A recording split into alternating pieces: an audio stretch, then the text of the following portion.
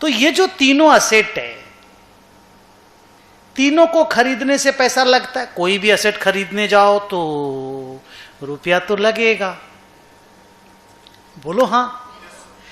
तो ये तीनों असेट को ऐसा क्या है कि वो इन्वेस्टमेंट को इन्वेस्टमेंट बनाता है, फिक्स असेट को फिक्स्ड असेट बनाता है और इन्वेंट्री को इन्वेंट्री बनाता है? ऐसा क्या है? तीनों को खरीदोगे तो पैसा लगेगा। मान लो मैंने एक इन्वेंट्री खरीदी, मेरा 2 लाख लगा। मैंने एक प्रॉपर्टी प्लांट एंड इक्विपमेंट खरीदा, मेरा 2 लाख लगा। और मैंने एक इन्वेस्टमेंट खरीदा, मेरा 2 लाख लगा। तो मैं क्यों किसी को इन्वेस्टमेंट बोलूंगा, क्यों किसी को स्टॉक बोलूंगा और क्यों किसी को प्रॉपर्टी प्लांट एंड इक्विपमेंट बोलूंगा? क्यों? The answer is why I am holding the asset. What is the purpose of holding the asset? ये पर्पस डिटरमाइन करता है कि वो असेट इन्वेंट्री है, इन्वेस्टमेंट है या प्रॉपर्टी प्लांट एंड इक्विपमेंट है। अगर मैंने बेचने के लिए खरीदा है तो स्टॉक है।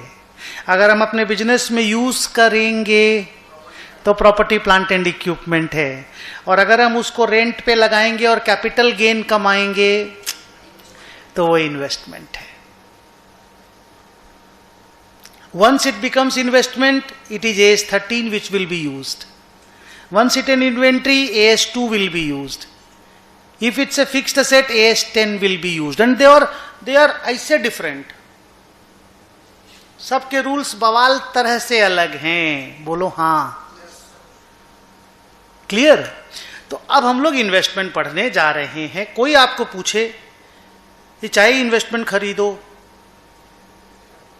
चाहे प्रॉपर्टी प्लांट एंड इक्विपमेंट खरीदो, चाहे इन्वेंट्री खरीदो, पैसा तो लगता है। तो अगर आप एक लैंड एंड बिल्डिंग खरीदे और आप उसको इन्वेंट्री बोल रहे हो, दैट मीन्स वो लैंड एंड बिल्डिंग बेचने के लिए रखा हुआ है। अगर आप एक लैंड एंड बिल्डिंग खरीदे और अपने बिजनेस में स्टाफ लोगों को बिठा रहे हो तो प्रॉपर्टी प्लांट एंड इक्विपमेंट है। और अगर आप एक लैंड एंड बिल्डिंग खरीदे और भाड़ा पे लगाए और बोले दाम बढ़ने पे बेच देंगे तो वो इन्वेस्टमेंट है। क्लियर?